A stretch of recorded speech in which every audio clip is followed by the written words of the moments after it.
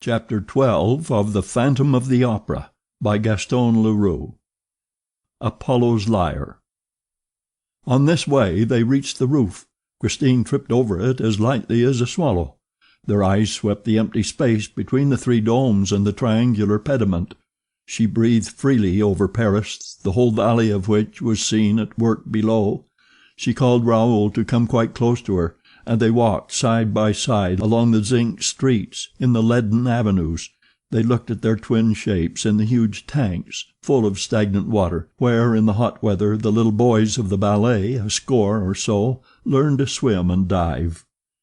The shadow had followed behind them, clinging to their steps, and the two children little suspected its presence when they at last sat down trustingly under the mighty protection of Apollo, who with a great bronze gesture lifted his huge lyre to the heart of a crimson sky. It was a gorgeous spring evening. Clouds, which had just received their gossamer robe of gold and purple from the setting sun, drifted slowly by, and Christine said to Raoul, "Soon we shall go farther and faster than the clouds, to the end of the world, and then you will leave me, Raoul. But if, when the moment comes for you to take me away, I refuse to go with you, well, you must carry me off by force." "Are you afraid that you will change your mind, Christine?" "I don't know," she said, shaking her head in an odd fashion. "He is a demon," and she shivered and nestled in his arms with a moan. "I am afraid now of going back to live with him, in the ground." "What compels you to go back, Christine?" "If I do not go back to him, terrible misfortunes may happen. But I can't do it. I can't do it. I know one ought to be sorry for people who live underground, but he is too horrible, and yet the time is at hand. I have only a day left, and if I do not go, he will come and fetch me with his voice, and he will drag me with him underground, and go on his knees before me with his death's head, and he will tell me that he loves me, and he will cry. Oh, those tears, Raoul, those tears in the two black eye sockets of the death's head. I cannot see those tears flow again." She wrung her hands in anguish, while Raoul pressed her to his heart. "No, no, you shall never again hear him tell you that he loves you. You shall not see his tears. Let us fly, Christine. Let us fly at once." And he tried to drag her away, then and there. But she stopped him. "No, no," she said, shaking her head sadly. "Not now. It would be too cruel. Let him hear me sing tomorrow evening, and then we will go away. You must come and fetch me in my dressing-room at midnight exactly. He will then be waiting for me in the dining-room by the lake. We shall be free, and you shall take me away. You must promise me that, Raoul, even if I refuse, for I feel that if I go back this time I shall perhaps never return." And she gave a sigh, to which it seemed to her that another sigh behind her replied, "Didn't you hear?" Her teeth chattered. "No," said Raoul, "I heard nothing." "It is too terrible," she confessed, "to be always trembling like this, and yet we run no danger here. We are at home, in the sky, in open air, in the light. The sun is flaming. The night birds cannot bear to look at the sun. I have never seen him by daylight. It must be awful. Oh, the first time I saw him, I thought that he was going to die." "Why?" asked Raoul, really frightened at the aspect which this strange confidence was taking. "Because I had seen him." This time Raoul and Christine turned round at the same time.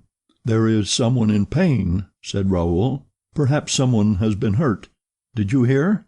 "I can't say," Christine confessed. "Even when he is not there, my ears are full of his sighs. Still, if you heard—" They stood up and looked around them. They were quite alone on the immense lead roof. They sat down again, and Raoul said, "Tell me how you saw him first." "I had heard him for 3 months without seeing him.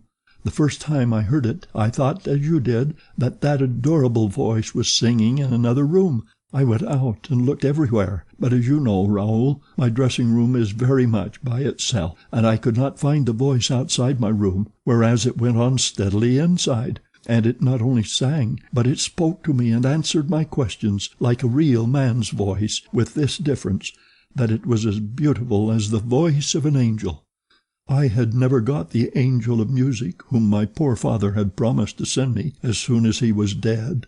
I really think that Mamma Valerius was a little bit to blame. I told her about it, and she at once said, 'It must be the angel. At any rate, you can do no harm by asking him.'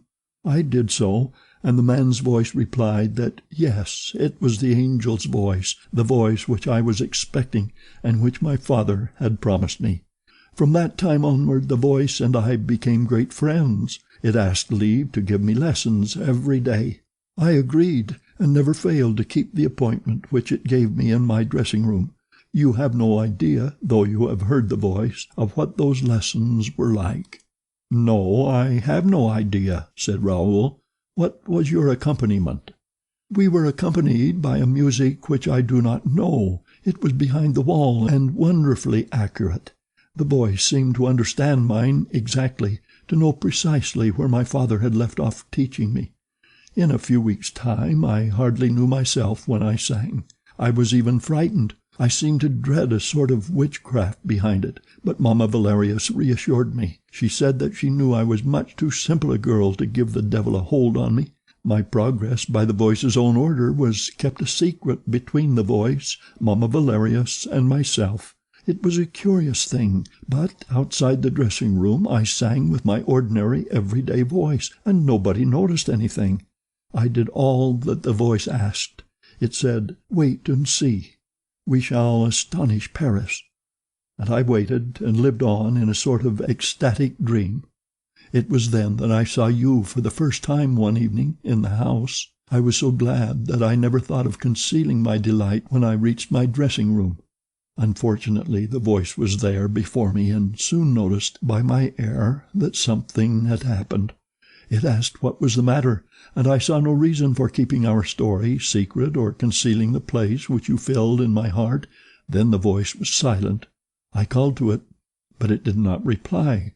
I begged and entreated, but in vain. I was terrified lest it had gone for good. I wish to heaven it had, dear. That night I went home in a desperate condition. I told Mamma Valerius, who said, 'Why, of course the voice is jealous.' And that, dear, first revealed to me that I loved you." Christine stopped and laid her head on Raoul's shoulder. They sat like that for a moment in silence, and they did not perceive the movement, at a few steps from them, of the creeping shadow of two great black wings, a shadow that came along the roof so near them that it could have stifled them by closing over them. "The next day," Christine continued with a sigh, "I went back to my dressing-room in a very pensive frame of mind. The voice was there, spoke to me with great sadness, and told me plainly that if I must bestow my heart on earth, there was nothing for the voice to do but to go back to heaven. And it said this with such an accent of human sorrow that I ought then and there to have suspected and begun to believe that I was the victim of my deluded senses. But my faith in the voice, with which the memory of my father was so closely intermingled, remained undisturbed. I feared nothing so much as that I might never hear it again. I had thought about my love for you, and realized all the useless danger of it, and I did not even know if you remembered me. Whatever happened, your position in society forbade me to contemplate the possibility of ever marrying you, and I swore to the voice that you were no more than a brother to me, nor ever would be, and that my heart was incapable of any earthly love. And that, dear, was why I refused to recognize or see you when I met you on the stage or in the passages. Meanwhile, the hours during which the voice taught me were spent in a divine frenzy, until, at last, the voice said to me, 'You can now, Christine Daae, give to men a little of the music of heaven.' I don't know how it was that Carlotta did not come to the theater that night, nor why I was called upon to sing in her stead, but I sang with a rapture I had never known before, and I felt for a moment as if my soul were leaving my body." "Oh, Christine," said Raoul, "my heart quivered that night at every accent of your voice. I saw the tears stream down your cheeks, and I wept with you. How could you sing like that while crying?" "I felt myself fainting," said Christine. "I closed my eyes. When I opened them, you were by my side. But the voice was there also, Raoul. I was afraid for your sake, and again I would not recognize you, and began to laugh when you reminded me that you had picked up my scarf in the sea. Alas, there is no deceiving the voice. The voice recognized you, and the voice was jealous. It said that if I did not love you, I would not avoid you, but treat you like any other old friend. It made me scene upon scene. At last I said to the voice, 'That will do. I am going to Paris tomorrow to pray on my father's grave, and I shall ask Monsieur Raoul de Chagny to go with me.'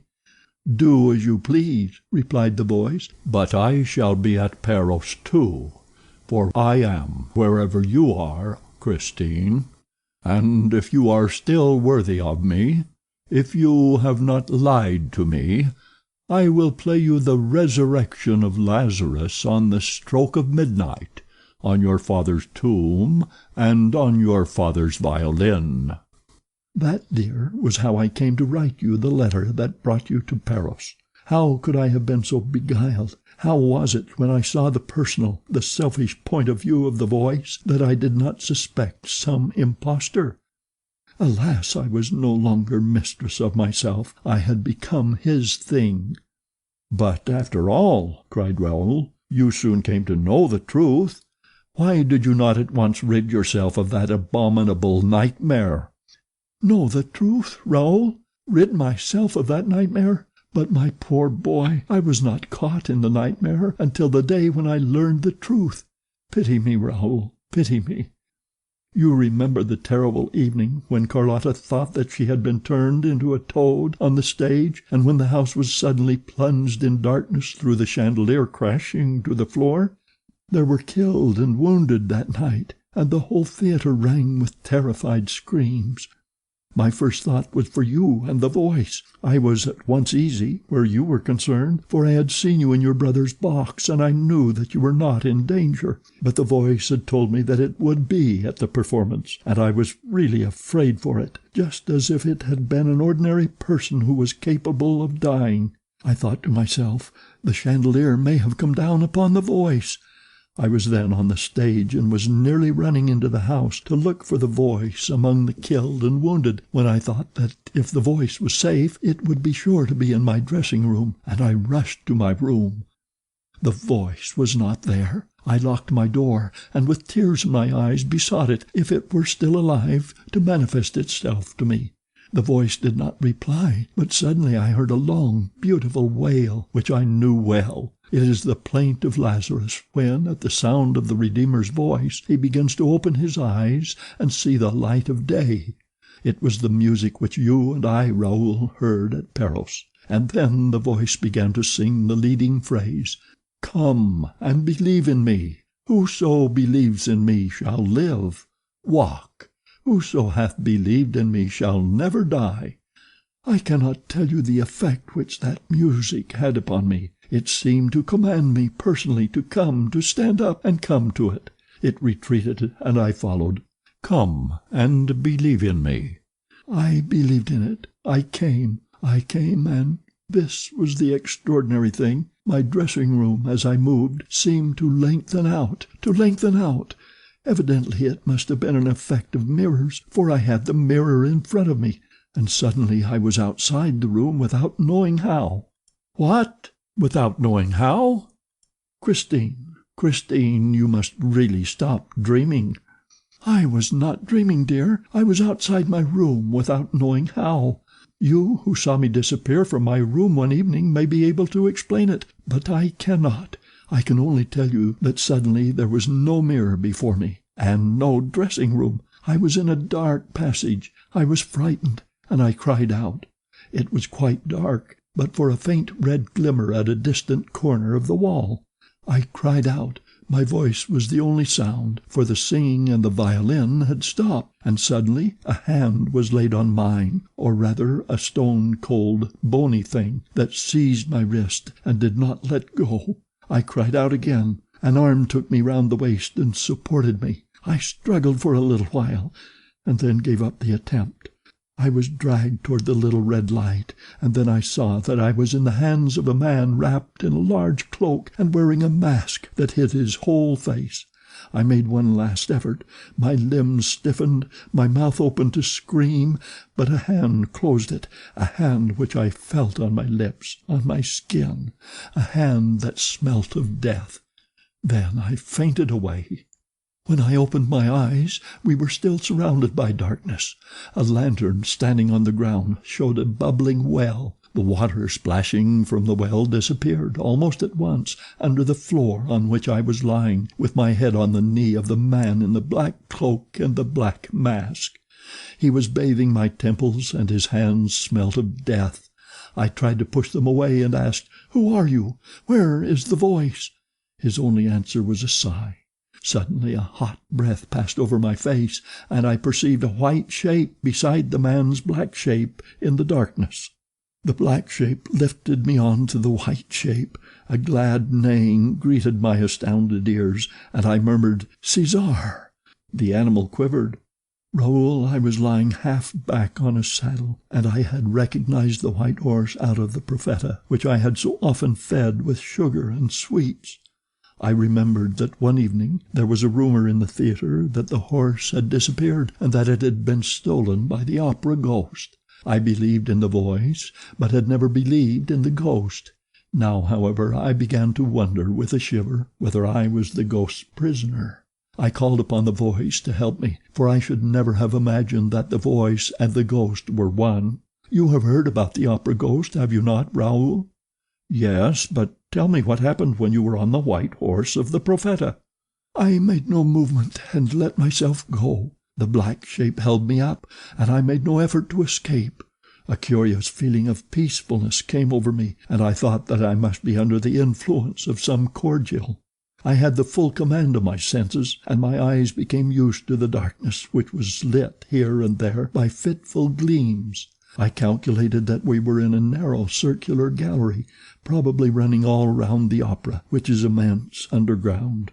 I had once been down into those cellars, but had stopped at the 3rd floor, though there were 2 lower still, large enough to hold a town. But the figures of which I caught sight had made me run away. There are demons down there, quite black, standing in front of boilers, and they wield shovels and pitchforks and poke up fires and stir up flames, and if you come too near them they frighten you by suddenly opening the red mouths of their furnaces. Well, while Cesar was quietly carrying me on his back, I saw those black demons in the distance, looking quite small, in front of the red fires of their furnaces. They came into sight, disappeared, and came into sight again as we went on our winding way. At last they disappeared altogether. The shape was still holding me up, and Cesar walked on, unled and sure-footed. I could not tell you, even approximately, how long this ride lasted. I only know that we seemed to turn and turn, and often went down a spiral stair into the very heart of the earth. Even then it may be that my head was turning, but I don't think so. No, my mind was quite clear. At last Cesar raised his nostrils, sniffed the air, and quickened his pace a little. I felt a moistness in the air, and Cesar stopped. The darkness had lifted. A sort of bluey light surrounded us. We were on the edge of a lake, whose leaden waters stretched into the distance, into the darkness. But the blue light lit up the bank, and I saw a little boat fastened to an iron ring on the wharf. A boat? Yes, but I knew all that existed, and that there was nothing supernatural about that underground lake and boat. But think of the exceptional conditions in which I arrived upon that shore. I don't know whether the effects of the cordial had worn off when the man's shape lifted me into the boat, but my terror began all over again. My gruesome escort must have noticed it, for he sent Cesar back, and I heard his hoofs trampling up a staircase, while the man jumped into the boat, untied the rope that held it, and seized the oars. He rowed with a quick, powerful stroke, and his eyes under the mask never left me. We slipped across the noiseless water in the bluey light which I told you of. Then we were in the dark again, and we touched shore, and I was once more taken up in the man's arms. I cried aloud, and then suddenly I was silent, dazed by the light. Yes, a dazzling light in the midst of which I had been put down. I sprang to my feet. I was in the middle of a drawing-room that seemed to me to be decorated, adorned and furnished with nothing but flowers, flowers both magnificent and stupid, because of the silk ribbons that tied them to baskets, like those which they sell in the shops on the boulevards. They were much too civilized flowers, like those which I used to find in my dressing-room after a first night, and in the midst of all these flowers stood the black shape of the man in the mask, with arms crossed, and he said, "Don't be afraid, Christine, you are in no danger." It was the voice! My anger equaled my amazement. I rushed at the mask and tried to snatch it away so as to see the face of the voice. The man said, "You are in no danger so long as you do not touch the mask." And taking me gently by the wrists, he forced me into a chair, and then went down on his knees before me and said nothing more. His humility gave me back some of my courage, and the light restored me to the realities of life. However extraordinary the adventure might be, I was now surrounded by mortal, visible, and tangible things. The furniture, the hangings, the candles, the vases, and the very flowers in their baskets, of which I could almost have told whence they came and what they cost, were bound to confine my imagination to the limits of a drawing-room quite as commonplace as any that, at least, had the excuse of not being in the cellars of the opera. I had no doubt to do with a terrible, eccentric person, who in some mysterious fashion had succeeded in taking up his abode there, under the opera house, 5 stories below the level of the ground. And the voice which I had recognized under the mask, was on its knees before me, was a man.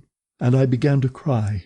The man, still kneeling, must have understood the cause of my tears, for he said, "It is true, Christine, I am not an angel, nor a genius, nor a ghost. I am Eric." Christine's narrative was again interrupted. An echo behind them seemed to repeat the word after her. "Eric." What echo? They both turned round and saw that night had fallen. Raoul made a movement as though to rise, but Christine kept him beside her. "Don't go," she said. "I want you to know everything here." "But why here, Christine? I'm afraid of your catching cold." "We have nothing to fear except the trap-doors, dear, and here we are miles away from the trap-doors, and I am not allowed to see you outside the theater. This is not the time to annoy him. We must not arouse his suspicion." "Christine, Christine, something tells me that we are wrong to wait till tomorrow evening, and that we ought to fly at once." "I tell you that if he does not hear me sing tomorrow, it will cause him infinite pain." "It is difficult not to cause him pain, and yet to escape from him for good." "You are right in that, Raoul, for certainly he will die of my flight." And she added in a dull voice, "But then it counts both ways, for we risk his killing us." "Does he love you so much?" "He would commit murder for me." "But one can find out where he lives. One can go in search of him. Now that we know that Eric is not a ghost, one can speak to him and force him to answer." Christine shook her head. "No, no, there is nothing to be done with Eric except to run away." "Then why, when you were able to run away, did you go back to him?" "Because I had to, and you will understand that when I tell you how I left him." "Oh, I hate him!" cried Raoul. "And you, Christine, tell me, do you hate him too?" "No," said Christine simply. "No, of course not. Why, you love him. Your fear, your terror, all of that is just love, and love of the most exquisite kind, the kind which people do not admit even to themselves," said Raoul bitterly. "The kind that gives you a thrill when you think of it.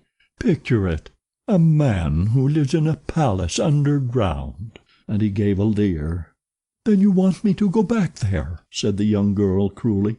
"Take care, Raoul. I have told you. I should never return." There was an appalling silence between the 3 of them, the 2 who spoke and the shadow that listened behind them. "Before answering that," said Raoul at last, speaking very slowly, "I should like to know with what feeling he inspires you, since you do not hate him." "With horror," she said. "That is the terrible thing about it. He fills me with horror, and I do not hate him. How can I hate him, Raoul? Think of Eric at my feet, in the house on the lake underground. He accuses himself, he curses himself, he implores my forgiveness, he confesses his cheat. He loves me. He lays at my feet an immense and tragic love. He has carried me off for love. He has imprisoned me with him underground for love. But he respects me. He crawls, he moans, he weeps, and when I stood up, Raoul, and told him that I could only despise him if he did not then and there give me my liberty, he offered it. He offered to show me the mysterious road, only he rose too, and I was made to remember that though he was not an angel, nor a ghost, nor a genius, he remained the voice, for he sang, and I listened, and stayed. That night we did not exchange another word. He sang me to sleep. When I woke up I was alone, lying on a sofa in a simply furnished little bedroom with an ordinary mahogany bedstead, lit by a lamp standing on the marble top of an old Louis Philippe chest of drawers. I soon discovered that I was a prisoner, and that the only outlet from my room led to a very comfortable bathroom. On returning to the bedroom, I saw on the chest of drawers a note in red ink, which said, "My dear Christine, you need have no concern as to your fate. You have no better nor more respectful friend in the world than myself. You are alone at present in this home which is yours. I am going out shopping to fetch you all the things that you can need." I felt sure that I had fallen into the hands of a madman. I ran round my little apartment, looking for a way of escape which I could not find. I upbraided myself for my absurd superstition which had caused me to fall into the trap. I felt inclined to laugh and to cry at the same time. This was the state of mind in which Eric found me. After giving 3 taps on the wall, he walked in quietly through a door which I had not noticed and which he left open. He had his arms full of boxes and parcels and arranged them on the bed in a leisurely fashion, while I overwhelmed him with abuse and called upon him to take off his mask if it covered the face of an honest man. He replied serenely, "You shall never see Eric's face," and he reproached me with not having finished dressing at that time of day. He was good enough to tell me that it was 2 o'clock in the afternoon. He said he would give me half an hour, and while he spoke wound up my watch and set it for me, after which he asked me to come to the dining room, where a nice lunch was waiting for us. I was very angry, slammed the door in his face, and went to the bathroom. When I came out again, feeling greatly refreshed, Eric said that he loved me, but that he would never tell me so except when I allowed him, and that the rest of the time would be devoted to music. "What do you mean by the rest of the time?" I asked. 5 days, he said with decision. I asked him if I should then be free, and he said, "You will be free, Christine, for when those 5 days are past, you will have learned not to see me, and then from time to time you will come to see your poor Eric." He pointed to a chair opposite him at a small table, and I sat down, feeling greatly perturbed. However, I ate a few prawns and the wing of a chicken, and drank half a glass of Tokay, which he had himself, he told me, brought from the Königsberg cellars. Eric did not eat or drink. I asked him what his nationality was, and if that name of Eric did not point to his Scandinavian origin. He said that he had no name and no country, and that he had taken the name of Eric by accident. After lunch he rose and gave me the tips of his fingers, saying he would like to show me over his flat, but I snatched away my hand and gave a cry. What I had touched was cold and at the same time bony, and I remembered that his hand smelt of death. "Oh, forgive me," he moaned, and he opened a door before me. "This is my bedroom, if you care to see it. It is rather curious." His manners, his words, his attitude gave me confidence, and I went in without hesitation. I felt as if I were entering the room of a dead person. The walls were all hung with black, but instead of the white trimmings that usually set off that funereal upholstery, there was an enormous staff of music with the notes of the dies irae many times repeated. In the middle of the room was a canopy, from which hung curtains of red brocaded stuff, and under the canopy an open coffin. "That is where I sleep," said Eric. "One has to get used to everything in life, even to eternity." The sight upset me so much that I turned away my head. Then I saw the keyboard of an organ which filled one whole side of the walls. On the desk was a music book covered with red notes. I asked leave to look at it, and read, "Don Juan Triumphant." "Yes," he said, "I compose sometimes. I began that work 20 years ago. When I have finished I shall take it away with me in that coffin, and never wake up again."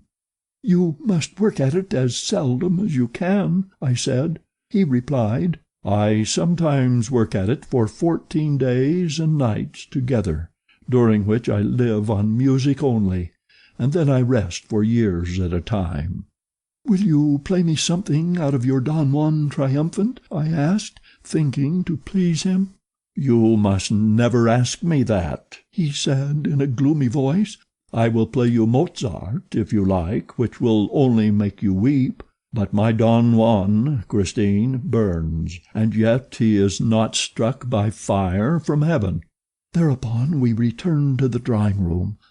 I noticed that there was no mirror in the entire apartment. I was going to remark upon this, but Eric had already sat down to the piano. He said, "You see, Christine, there is some music that is so terrible that it consumes all those who approach it. Fortunately you have not come to that music yet, for you would lose all your pretty coloring, and nobody would know you when you return to Paris. Let us sing something from the opera, Christine Daae." He spoke these last words as though he were flinging an insult at me. "What did you do?" I had no time to think about the meaning he put into his words. We at once began the duet in Othello, and already the catastrophe was upon us. I sang Desdemona with a despair, a terror which I had never displayed before. As for him, his voice thundered forth his revengeful soul at every note. Love, jealousy, hatred burst out around us in harrowing cries. Eric's black mask made me think of the natural mask of the Moor of Venice. He was Othello himself. Suddenly I felt a need to see beneath the mask. I wanted to know the face of the voice, and with a movement which I was utterly unable to control, swiftly my fingers tore away the mask. Oh, horror! Horror! Horror! Christine stopped at the thought of the vision that had scared her, while the echoes of the night, which had repeated the name of Eric, now thrice moaned the cry, "Horror! Horror! Horror!" Raoul and Christine, clasping each other closely, raised their eyes to the stars that shone in a clear and peaceful sky. Raoul said, "Strange, Christine, that this calm, soft night should be so full of plaintive sounds. One would think that it was sorrowing with us." "When you know the secret, Raoul, your ears, like mine, will be full of lamentations." She took Raoul's protecting hands in hers, and with a long shiver continued, "Yes, if I lived to be 100, I should always hear the superhuman cry of grief and rage which he uttered when the terrible sight appeared before my eyes. Raoul, you have seen death's heads when they have been dried and withered by the centuries, and perhaps, if you were not the victim of a nightmare, you saw his death's head at Paros. And then you saw Red Death stalking about at the last masked ball. But all those death's heads were motionless, and their dumb horror was not alive. But imagine, if you can, Red Death's mask suddenly coming to life in order to express with the 4 black holes of its eyes, its nose and its mouth, the extreme anger, the mighty fury of a demon. And not a ray of light from the sockets, for as I learned later you cannot see his blazing eyes except in the dark. I fell back against the wall, and he came up to me, grinding his teeth, and as I fell upon my knees he hissed mad, incoherent words and curses at me. Leaning over me, he cried, "Look, you want to see. See, feast your eyes, glut your soul on my cursed ugliness. Look at Eric's face. Now you know the face of the voice. You were not content to hear me, eh? You wanted to know what I looked like.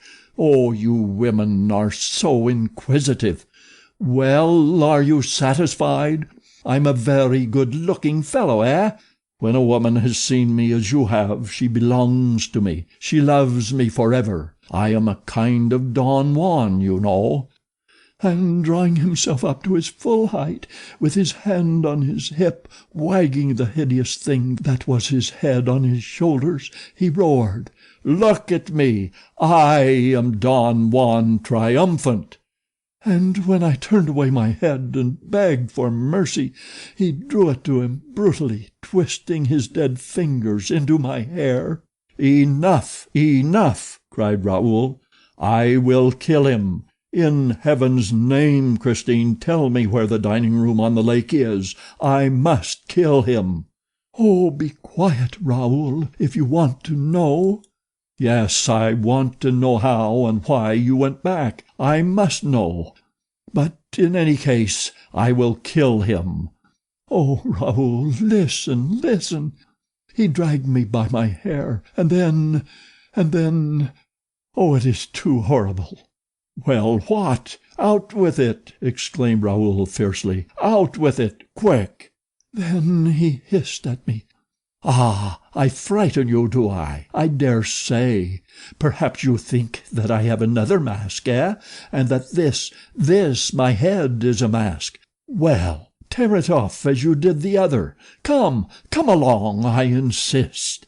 Your hands, give me your hands."